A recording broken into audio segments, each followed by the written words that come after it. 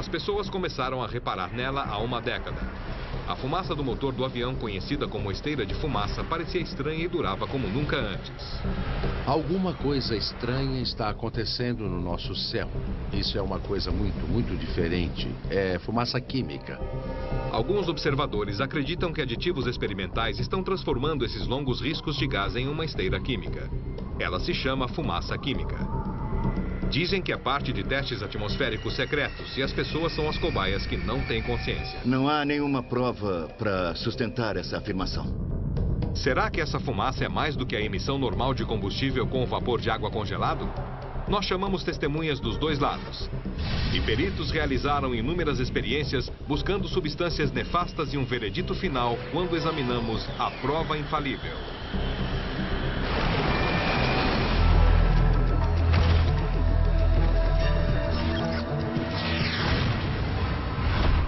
Prova infalível.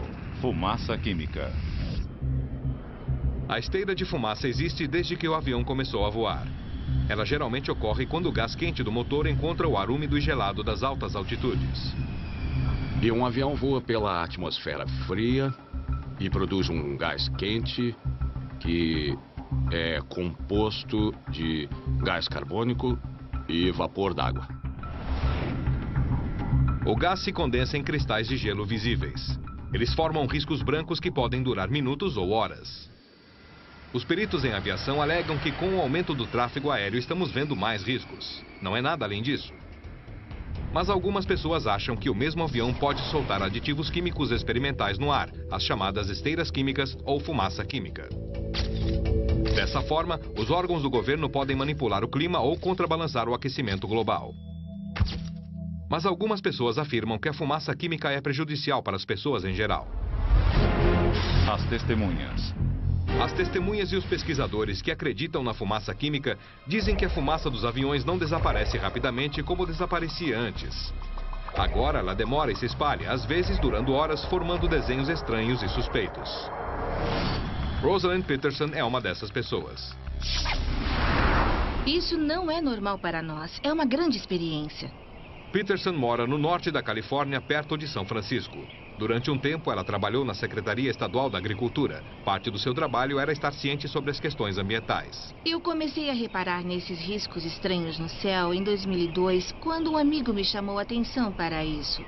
Ele me levou para fora do escritório e começamos a olhar essas esteiras de fumaça persistentes.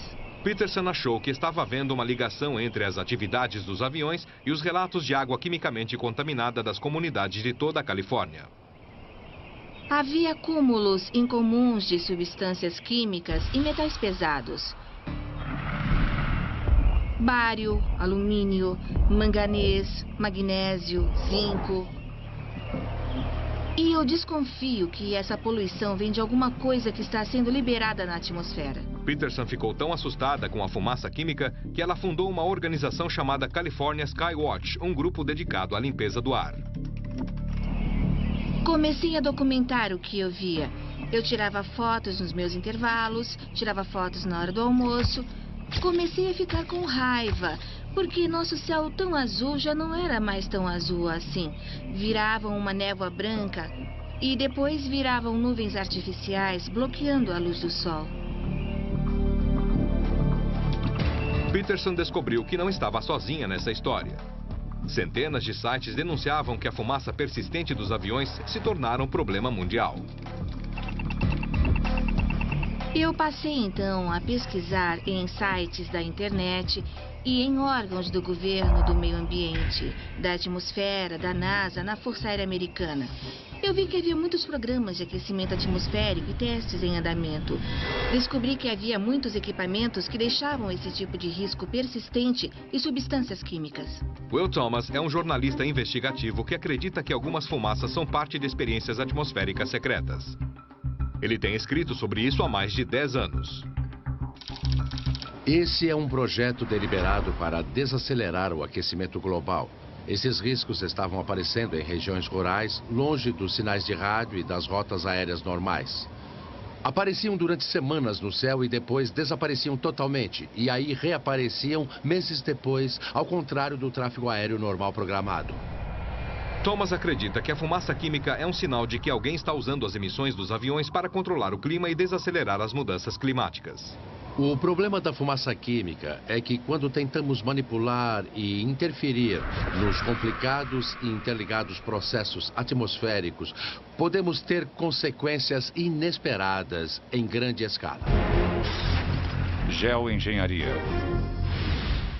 A geoengenharia é a manipulação artificial do meio ambiente da Terra em grande escala. No início da década de 90, o físico nuclear americano Edward Teller estava entre os primeiros cientistas a elaborar uma experiência para tratar da questão do aquecimento global. Ele especulou que o óxido de alumínio poderia ser injetado acima da troposfera.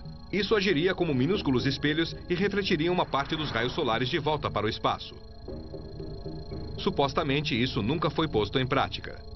Mas os ativistas acreditam que o governo ressuscitou a teoria de Teller, com terríveis consequências para a saúde.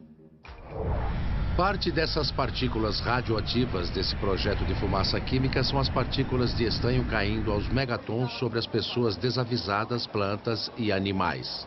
Um fio de cabelo humano tem 100 microns de largura. 10 microns são submicroscópicos. Pode afetar nosso pulmão, pode inflamar nosso coração, causar doenças coronárias, levando à morte. E esse material está caindo aleatoriamente em quantidades invisíveis. Dave Dickey também acredita em fumaça química. Como paisagista de uma cidade grande, ele passa bastante tempo ao ar livre. A fumaça dos aviões está diferente do que era antigamente. E eu me lembro uma vez, em janeiro de 2002, quando o número de voos no céu estava muito estranho. O número de riscos de fumaça no céu era inacreditável. Estávamos contando de 40 a 60 voos. E desses 40 a 60 voos, a maioria deixava um risco de fumaça absurdamente persistente, que depois se espalhava e cobria o céu. Como paisagista, Dick precisa ter conhecimento dos tipos de substâncias químicas normalmente encontradas no ambiente. Ele tira amostras da água e do solo regularmente e envia para análise. Algumas pesquisas alegaram que o óxido de alumínio poderia ser usado para reduzir o aquecimento global. E eu pensei que se houvesse chance do óxido de alumínio ser usado na atmosfera, que ele apareceria como precipitação. Ele colheu amostras de chuva em dias que o tráfego aéreo estava mais intenso e levou para o laboratório. Eu esperava ver medições básicas onde o alumínio fosse aparecer como precipitação de mais ou menos 0,0093 miligramas por litro. Uma pequena quantidade de alumínio naturalmente presente na chuva. E deu aproximadamente 20 vezes mais alta do que eu esperava encontrar. David Dickey acha que o que ele colheu foram as partículas da fumaça química dos aviões. Eu esperava encontrar amostras de água natural, na verdade. E quando eu achei alumínio e bário, vi que é mais um dos fatores que indicam que há algo de anormal. Teoricamente, os cientistas podem refrigerar a Terra injetando compostos químicos acima da troposfera. Mas será que outras substâncias poderiam ser injetadas para fins não tão nobres? Cada vez mais gente acha que aquilo que parece fumaça normal de avião é, na verdade, fumaça química experimental. E dessa forma, essas nuvens artificiais de substâncias químicas se espalham e perduram no céu. Quem acredita nisso acha que acontece por várias razões. Esse é um projeto deliberado para desacelerar o catastrófico aquecimento global. Eu acho que alguns desses programas estão ligados a operações militares. Os grandes especialistas no controle da atmosfera terrestre dizem que a fumaça dos aviões não passa de nuvens artificiais feitas pelo homem. E como outras nuvens, elas podem afetar o clima. O Dr. Wayne Evans é um cientista atmosférico. Ele usa sensores remotos como satélites e espectrômetros para estudar o efeito estufa e o conteúdo e comportamento da fumaça de avião. Ele reparou na fumaça do avião porque elas se formavam na mesma altitude das nuvens de cirro. E você vê as duas esteiras de fumaça se formando no meio do cirro natural que está se aproximando. A fumaça de avião está se formando no cirro e tem o cirro natural na mesma área. Só que a maioria das nuvens naturais reflete mais a luz do sol de volta para o espaço do que fornece energia infravermelha de calor para a Terra. No entanto, os cirros são diferentes. Eles irradiam mais energia de calor do que refletem a energia solar para o espaço. Portanto, o cirro contribui para o aquecimento global. O cirro fica na mesma parte da troposfera que a fumaça do avião. Quando a umidade e a temperatura estão ideais, a fumaça pode se tornar um cirro e ter o mesmo efeito do aquecimento no clima. Patrick Menes tem se concentrado na pesquisa de nuvem há 25 anos no Centro de Pesquisa de Langley, da NASA. O conceito dessa fumaça química é ridículo. Já ouvi várias ideias diferentes sobre o motivo disso ser chamado de fumaça química e por que isso estaria ocorrendo. E parece que ninguém se entende sobre nada. Só dizem que não é fumaça normal. Ninguém tem uma boa explicação do que é isso e ninguém quer aceitar a explicação mais simples, que é apenas esteira de fumaça. Descobrimos que a fumaça de avião estava produzindo nuvens muito maiores do que imaginávamos. Um avião em particular produziu uma esteira de fumaça que cobriu uma área de 4.000 km² e perdurou por 6 horas. Mas também descobrimos que algumas esteiras estavam cobrindo áreas muito maiores e durando mais de 20 horas. O que é uma nuvem de cirro? E o que é esteira de fumaça? Nem sempre é fácil diferenciá-las, mas houve um dia em que todos os aviões norte-americanos ficaram no solo e por um breve momento somente as nuvens flutuaram no céu. Como consequência do 11 de setembro, o céu ficou vazio e no espaço de 14 horas esperávamos que a atmosfera ficaria livre de qualquer fumaça dos aviões comerciais. E na manhã de 12 de setembro, começamos a olhar as imagens. Uma esteira de fumaça se estendia desde o leste de Ohio, passava pela Pensilvânia e quase chegava até New Jersey. O impacto dessa única esteira de fumaça encobrindo milhares de quilômetros quadrados revelou o grande efeito negativo que milhares de esteiras podem ter no clima local. Esta é uma foto tirada por um satélite, em poucos minutos.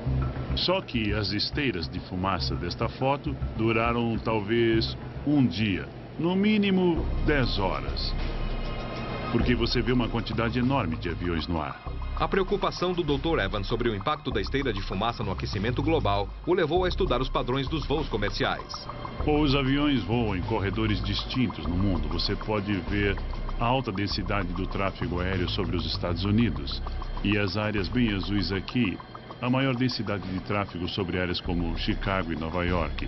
E da mesma forma, há corredores que vão da Europa para a Índia e para o Japão e China.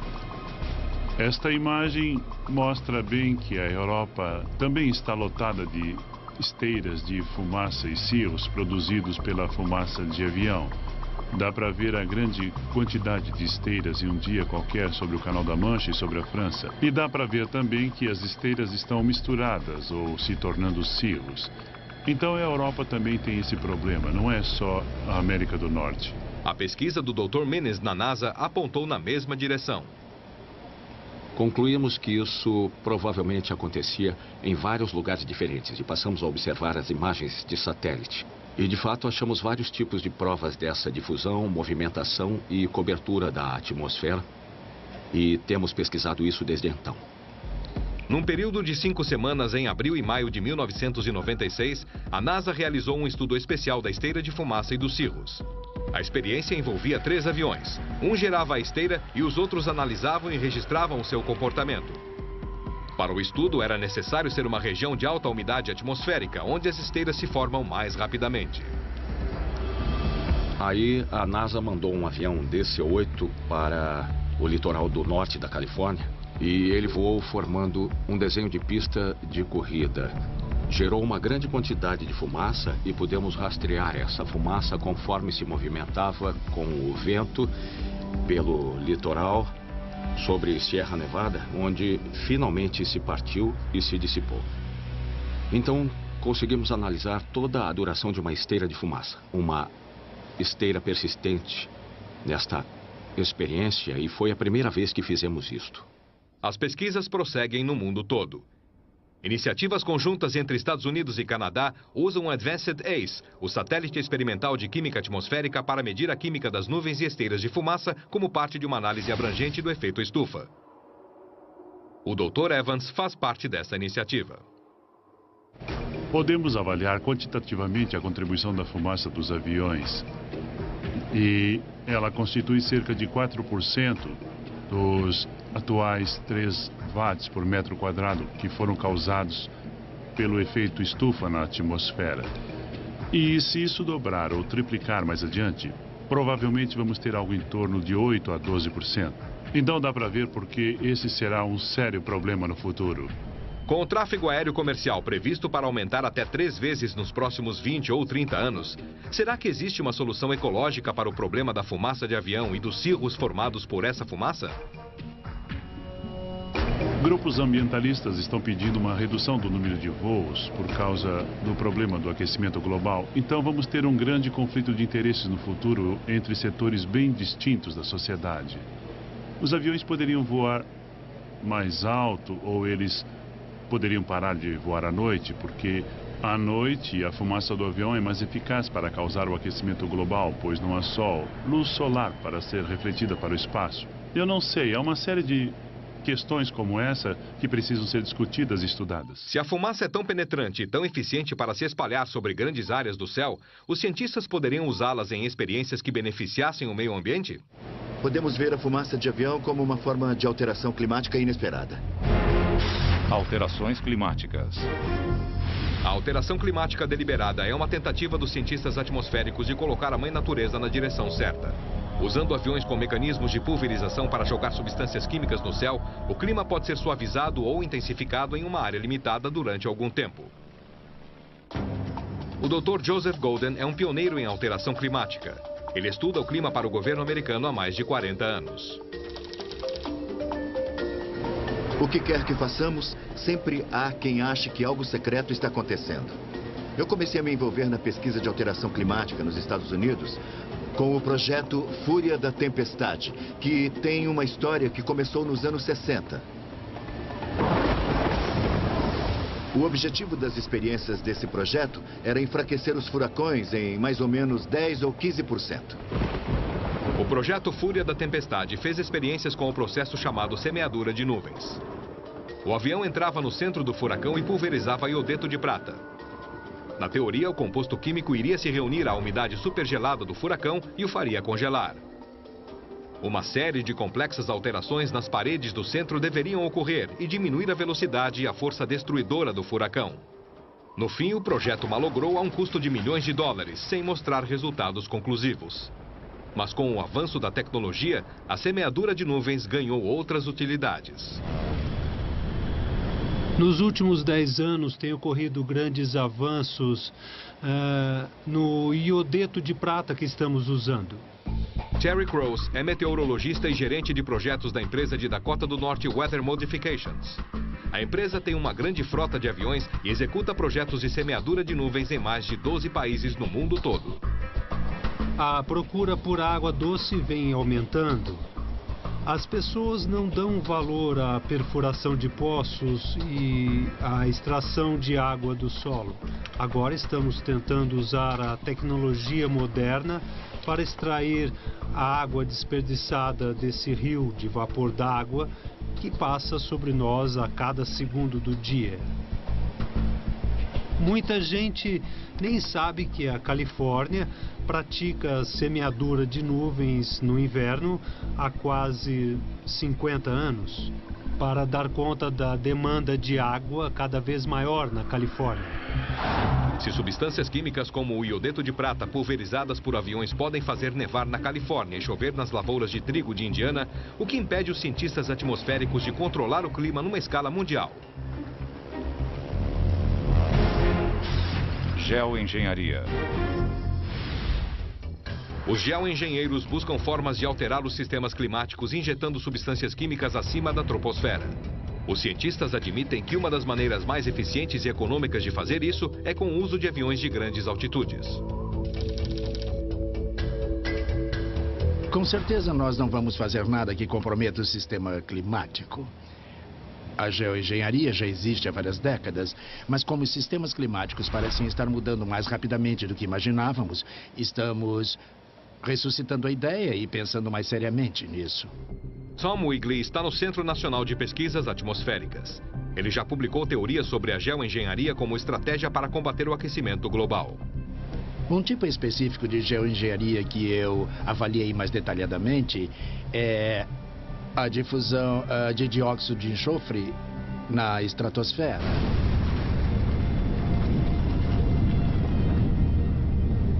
Se houver uma grande e explosiva erupção vulcânica, como de 1991 de Monte Pinatubo, nas Filipinas, é injetado dióxido de enxofre na estratosfera, formam-se gases e ocorre um efeito de refrigeração bastante palpável e amplamente compreendido.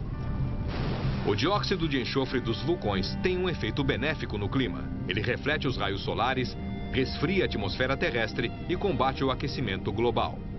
Cientistas como Tom Wigley veem nisso um aprendizado. Poderíamos mandar aviões para cima da troposfera, na estratosfera, com grandes tanques de dióxido de enxofre para injetarmos na estratosfera com aviões em voo. Houve uma explosão de tráfego aéreo comercial na última década. Há regiões nos Estados Unidos em que há tantos aviões que o tráfego aéreo é tão intenso que a quantidade de nuvens de fumaça é tão grande que elas se juntam. É uma coisa muito diferente. Algumas pessoas acreditam que a fumaça do avião pode se tornar fumaça química quando o combustível se mistura a aditivos químicos. Eles afirmam que experiências aéreas para controlar o clima e desacelerar ou reverter o aquecimento global já começaram. Eles dizem que o grande número e a persistência das esteiras de fumaça no céu é uma prova visível. Outros discordam. Não há provas para sustentar essa afirmação. Quem está certo e quem está errado? Ou a verdade está entre as duas coisas? Provas visuais. Eu fiz este cartaz como uma tabela para mostrar os vários tipos de fumaça de avião que as pessoas estão vendo no céu. E sobre esses vários tipos de fumaça persistentes, eu tenho perguntas.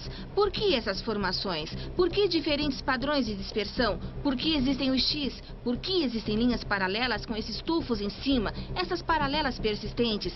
E como uma corda cheia de nós, o que está acontecendo? Prova infalível levou as fotos da ambientalista californiana Rosalind Peterson para o perito em nuvens da NASA Patrick Minnis dar sua opinião sobre os desenhos de fumaça que Peterson acha tão incriminatórios. Esses nomes são bastante criativos e muito interessantes. Por que a fumaça sai em linha reta do avião e depois parece explodir? Aqui o que aparece é a foto de uma esteira ou que parece estar se transformando em um cirrocúmulo. Eu duvido que qualquer uma destas tenha alguma coisa a ver com esta. Esta pode ser de altitude diferente. Olhando as mesmas evidências visuais, Patrick Minnis vê fumaça de avião em nuvens onde Rosalind Peterson vê fumaça química. Alguns céus mostram um tipo, ao mesmo tempo mostram outro tipo, e surgem espectros vibrantes, por exemplo, que ficam como este. Esta é uma forma de halo que você geralmente vê com cristais de gelo. Há simplesmente uma variedade infinita de coisas como mostram estas fotos. E tudo depende de como o avião está passando, a condição dos motores, se há alguma turbulência. A atmosfera é um fluido, assim como o mar. É cheia de ondas. E há uma explicação para todas essas formações que são vistas. Eu acho que um dos motivos para os aviões fazerem o que estão fazendo é para eles verem suas experiências do espaço. Os satélites podem vê-los por cima ou por baixo, podem ver para que lado o vento está indo e os níveis de dispersão, podem ver os impactos. O Dr. Wayne Evans tem observado as esteiras de fumaça com satélites e analisado sua composição química com um espectrômetro de solo. Há dois espectros aqui. Um é o da fumaça de avião, que é azul, e o outro é o céu claro, a alguns graus de distância da fumaça. Fizemos isso diversas vezes. E detectamos uma série de gases: óxido de nitrogênio, bióxido de nitrogênio, ácido nítrico, dióxido de carbono, monóxido de carbono, e nós vimos metano. Não vimos nenhum indício de substâncias estranhas lá. Nuvens ou fumaça, sua contribuição para a mudança climática é um fato reconhecido. Mas os que acreditam na fumaça química vão um passo além. As emissões de combustível de avião deixam partículas. O Ministério do Meio Ambiente e os agentes de saúde dizem que essas partículas são poluentes e que elas agravam a asma e outras coisas. Problemas de saúde. Quem acredita na fumaça química observa atentamente a saúde daqueles que vivem debaixo dessas atividades aéreas. Houve incidências em que médicos e enfermeiras relataram uma alta taxa de entradas no pronto-socorro 2 ou 3 vezes acima do normal em 122 cidades. E eles disseram que não era gripe, disseram que não sabiam o que era. Correspondentes dessas cidades me contaram e relataram com suas palavras intensa atividade de fumaça química. Podemos dizer que os controladores de tráfego aéreo dos Estados Unidos expressaram em particular sua preocupação para nós, os investigadores, a respeito dos problemas de saúde pública, devido a essas partículas que se precipitam, que podem muito bem estar espalhando vírus, fungos e bactérias que vivem e se reproduzem acima da troposfera. O ar quente que avança antes da frente fria é úmido. A pressão abaixa e surgem alergias, vários tipos de coisas que estão ocorrendo. E esse é um motivo, eu creio, para as pessoas estarem associando a fumaça química a doenças e mal-estares. Algumas atividades industriais poluem o planeta e causam aquecimento global. Mas quem acredita na fumaça química também diz que a evidência de níveis de alumínio mais altos que o normal e outros metais na atmosfera é resultado direto de experiências aéreas de alteração climática. Geoengenharia. A teoria da geoengenharia diz que os cientistas podem introduzir substâncias acima da troposfera que refletiriam os raios solares de volta para o espaço, baixando a temperatura da superfície para combater o aquecimento global. Mas será que esse conceito já foi além da teoria? Essas ideias já existem há bastante tempo e elas variam desde disparar granadas cheias de esterco na estratosfera ao uso de substâncias sintéticas, como óxido de alumínio, que se as partículas forem bem pequenas, podem flutuar na atmosfera por muitos anos e refletir a luz solar. E por fim, usar gases como o dióxido de enxofre, que reflete a luz do sol. Então, na prática, o resultado seria como colocar milhões de minúsculos espelhos na atmosfera que refletiriam a luz solar. O governo dos Estados Unidos e outros governos não vão admitir o projeto da fumaça química. Eles teriam que admitir a gravidade da situação em que estamos. Agora que a coisa já está bem adiantada, fica cada vez mais difícil admitir que, na realidade, isso está ocorrendo há muitos anos. Eu acho que isso não é verdade, porque a principal acusação que essa gente faz é que há um aumento na quantidade de fumaça de avião na atmosfera e que isso se deve à expansão desses projetos secretos custeados pelo governo. Bom, a grande realidade é que o aumento dos rastros de fumaça pode ser facilmente atribuído a uma coisa: ao aumento das viagens aéreas. E há uma preocupação sobre o efeito que isso pode ter no clima. Mas isso não é devido a uma conspiração envolvendo órgãos do governo que operam em segredo para prejudicar alguém.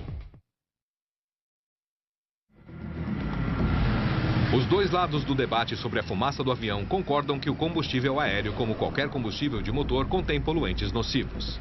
No entanto, apenas os que acreditam na fumaça química alegam que os aditivos secretos no combustível de aviões estão sendo usados em experiências de alterações climáticas. Os cientistas poderiam testar uma amostra aleatória e achar altos níveis de óxido de alumínio ou outras substâncias inesperadas e solucionar o caso? Nós fomos até Flint, Michigan, em busca de uma prova infalível. Eu sou o coordenador do laboratório daqui da Universidade de Kettering. Essa é a turbina de um avião pequeno. Este aparelho é um modelo de avião maior. Funciona exatamente como o motor de um avião grande. Prova Infalível foi até a Universidade de Kettering para conduzir uma série de testes em combustível de aviões comerciais com uma equipe de peritos em engenharia química e mecânica, liderada pelo Dr. Greg Davis. Depois de receber a ligação de Prova Infalível, entrei em contato com o Dr. Robert Gettner, do nosso laboratório de química. Depois eu chamei Ray Hurst, ele é o técnico responsável pelo laboratório em que estamos agora. É aqui que vamos testar o combustível e testar as emissões que são produzidas. Os funcionários da Catering demoraram uma semana para transformar a ala de testes de motores automotivos para se fazer testes em turbinas de aviões.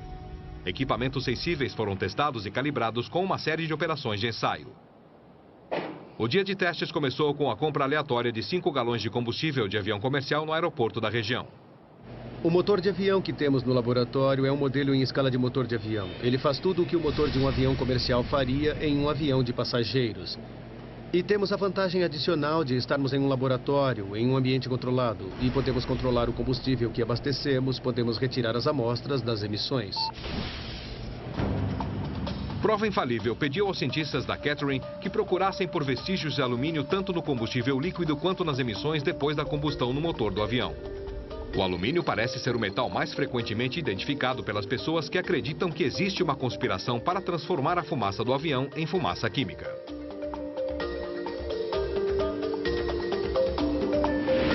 Isso seria uma surpresa para mim, por causa dos problemas que motores como este apresentam com a presença de substâncias estranhas no combustível.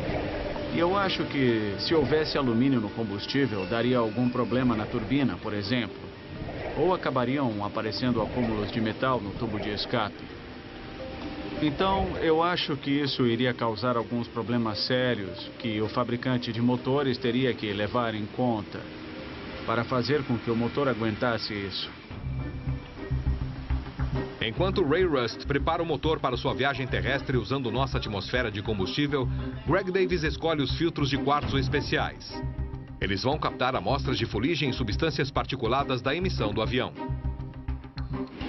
E o que eu estou fazendo agora é encaixando o filtro de quartzo no suporte aqui. Eu vou fazer isso com esses dois. O problema aqui é que a quantia de partículas que ele capta é relativamente pequena. E até uma impressão digital pode comprometer a amostra a ponto de ficar ilegível. E é por isso que precisamos usar pinças para tocar nas peças do filtro e evitar qualquer impureza. Enquanto isso, lá em cima, no laboratório de química, o Dr. Rob Gantner está preparando as soluções que servirão de base para os vários testes. O que eu tenho aqui é um tubo de ensaio com álcool isopropílico dentro. Eu vou colocar um pedaço de alumínio aqui. Depois eu vou adicionar ácido clorídrico concentrado, que irá se misturar com o álcool isopropílico e começar a reagir com o alumínio que está aqui dentro. Muito bem, então isso vai reagir com o alumínio que está no álcool. É. Entendi. E eu peguei um pouco do combustível de avião que você me deu, sendo que tem álcool isopropílico aqui. Então, se tiver alumínio aqui, vai começar a borbulhar. Vamos ver a emissão contínua de hidrogênio gasoso. No momento que estamos vendo, é a separação das camadas entre esses dois. Mas clareou logo, não? Isso. Estamos vendo as duas camadas, mas não há nenhuma emissão de gás hidrogênio. Então, nesta amostra, pelo menos, não tem alumínio. Para testar melhor se há alumínio no combustível, o Dr. Gantner e o Dr. Davis escolhem uma experiência mais rigorosa, usando um espectrômetro de absorção atômica. A máquina detecta a presença de substâncias divididas em milhões de partículas. E o que ela possibilita fazer é pegar amostras desconhecidas e comparar essas amostras para ver onde são similares e onde são diferentes. Os dois cientistas vão comparar a amostra de combustível com uma série de outras soluções, entre elas uma muito parecida, o querosene. E depois o que vamos fazer é pôr nossas amostras de combustível aqui, sugá-la através do tubo, atomizá-la, borrifá-la na chama e vamos olhar para ver se há alguma absorção devido ao alumínio que haveria no combustível. Isso. E no laboratório de teste de emissões, Ray Rust colocou o equipamento de proteção, ligou o sistema de ventilação e já está pronto para iniciar a experiência. Uma das maiores absorções do motor do avião, que é uma grande influência no tubo de escape, é o ar que é sugado. Temos um nível de controle bem maior aqui do que se teria na atmosfera. Nosso ar não está sendo contaminado por outro avião que poderia ter passado antes. 2 bocais de entrada colhem amostras das emissões do motor no tubo de escape. Um leva ao filtro de partículas. O outro bocal leva ao analisador de emissão de gases. Enquanto o equipamento começa a trabalhar, lá em cima no laboratório de química, o Dr. Davis e o Dr. Gantner já vão testar o combustível líquido no espectrômetro de absorção atômica. E agora vamos fazer o seguinte, temos uma lâmpada que está gerando luz ou radiação que será absorvida por uma chama. A amostra de combustível será sugada como uma fina névoa e queimada na chama. Se houver alumínio presente na nossa amostra de combustível, a chama terá uma cor quente. A lâmpada está produzindo uma radiação liberada de uma folha de alumínio que está sendo ativada. A solução com tratamento de alumínio indica como nossa amostra de combustível deveria ficar caso houvesse a presença de um metal. Agora, se houver alguma espécie de alumínio dissolvido em nossas amostras, esse alumínio vai interagir e absorver parte da radiação, e a chama será diferente de quando não há nenhum alumínio. Agora, com todos os testes concluídos nos laboratórios de química e de emissões, é hora de passar todos os dados para os computadores. Nós calibramos nosso equipamento, usamos nosso melhor equipamento de pesquisa, usamos aqui um equipamento que vale entre 1 e 2 milhões de dólares para o teste. E tentamos conduzi-lo usando a objetividade de um cientista. Existem muitos testes acontecendo na atmosfera e é de lá que vêm algumas substâncias. Rosalind Peterson e outros acreditam que a fumaça de alguns aviões contém aditivos químicos e que eles são parte de programas secretos de alteração climática do governo. O Dr. Greg Davis lidera a equipe de técnicos e cientistas que concordaram em examinar uma amostra de combustível de avião comercial. E fizemos o seguinte, nós conduzimos uma série de experiências para tentar achar sinais de coisas como o alumínio presentes no combustível e procurar diferenças entre o combustível que compramos comercialmente no aeroporto regional de Flint e o querosene, que seria um combustível bem similar em termos de propriedades como combustível de avião, mas que estaria livre, presumivelmente, de alumínio. E ficamos comparando esses dois combustíveis.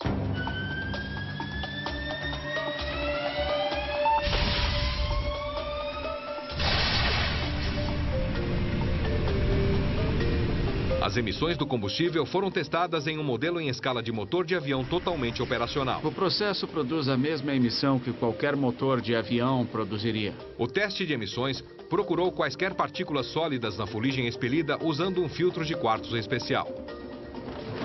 Dá para ver claramente a diferença. O lado limpo, o lado sujo. O filtro é colocado em um equipamento especial que irá queimá-lo e examinará o produto da combustão. Agora eu posso deixar isso fechado um pouquinho e... O filtro de quartzo que teria captado qualquer vestígio de alumínio no tubo de escape está pronto para análise. Agora o que devemos ver, se observarmos aqui, alguns picos começando a pular. Pelas conclusões que tiramos, que era exatamente o que esperávamos quando começamos, é que não existem diferenças significativas entre as amostras de combustível que testamos e o querosene. Se você observar a resposta, ela é praticamente idêntica. Como um teste adicional, Prova Infalível pediu aos cientistas da Kettering que analisassem os gases emitidos com nossa amostra de combustível. Alguns que acreditam na fumaça química desconfiam que o enxofre possa ser usado em experiências atmosféricas, que poderiam ajudar a reverter o aquecimento global. As normas do Ministério do Meio Ambiente regem que retiremos o enxofre, porque os compostos do SO2 são nocivos para os pulmões. Então, mesmo que os compostos de enxofre fossem bons para resfriar a terra, com certeza não iríamos querer adicioná-los ao combustível. Mas o analisador de emissões de gás encontrou vestígios minúsculos de enxofre, no entanto, dentro do limite aceitável. A leitura de enxofre pareceu bem normal, parece combustível comercial comum, bem similar ao diesel. Há mais um último teste que usa o espectrômetro de absorção atômica. Nós procuramos a absorção da luz de frequência do alumínio. E isso ocorreria se houvesse alumínio no combustível. E não vimos nenhuma diferença significativa nele. É preciso entender que estamos medindo as coisas em um nível de partículas divididas em milhões. Equipamentos que valem milhões de dólares e o conhecimento de vários engenheiros químicos e mecânicos da Universidade de Kettering não conseguiram detectar a presença de quantias significativas de alumínio ou compostos de enxofre em nossa amostra de combustível de avião.